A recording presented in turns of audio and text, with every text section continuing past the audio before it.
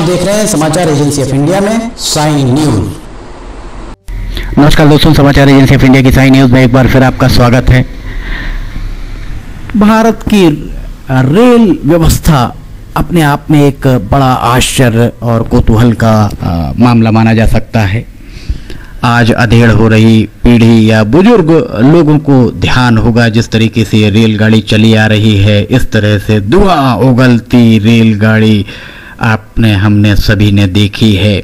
युवा पीढ़ी के लिए ये रेलगाड़ी एक कौतूहल का विषय हो सकती है। स्टीम इंजन से किस तरह रेल चला करती थी।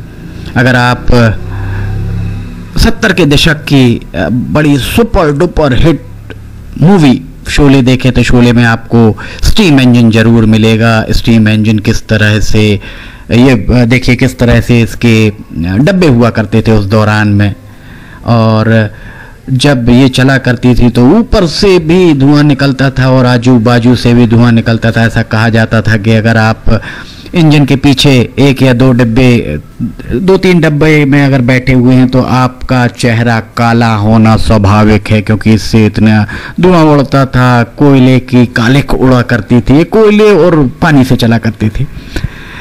इसमें कोयला डाला जाता था और जगह जगह पानी भरने के लिए तालाब बनाए जाते थे, पानी की टंकियां हुआ करती थी, और इसकी सीटी का आनंद अपने आप में अनूठा अनोखा हुआ करता था।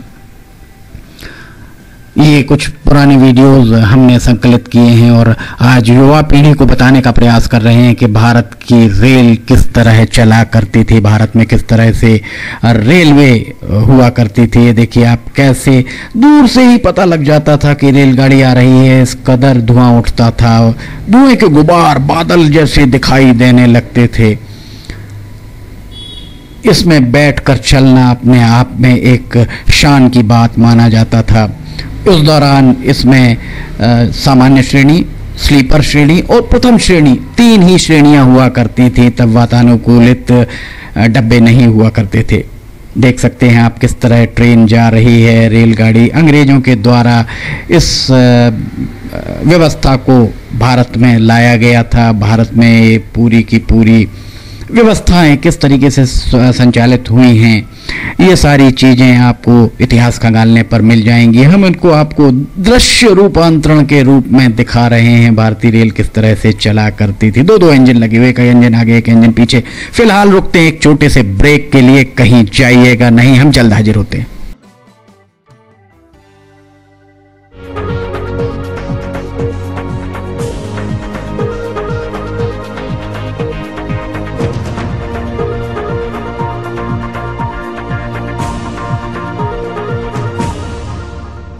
समाचार एजेंसी ऑफ इंडिया की साइन न्यूज में राष्ट्रीय एवं प्रादेशिक ऑडियो बुलेटिन हिंदी एवं अंग्रेजी भाषा में रोजाना प्रसारित हो रहे हैं। इसके अलावा मौसम का पूर्वानुमान भी देखना ना भूलिए। ब्रेक के बाद एक बार फिर आपका समाचार एजेंसी ऑफ इंडिया की साइन न्यूज में स्वागत है। किस तरह से पुल हुआ करते थे हम आपको दिखा रहे हैं। भारतीय रेल को अगर देखा जाए तो ये भारत सरकार के नियंत्रण वाला सार्वजनिक उपक्रम है।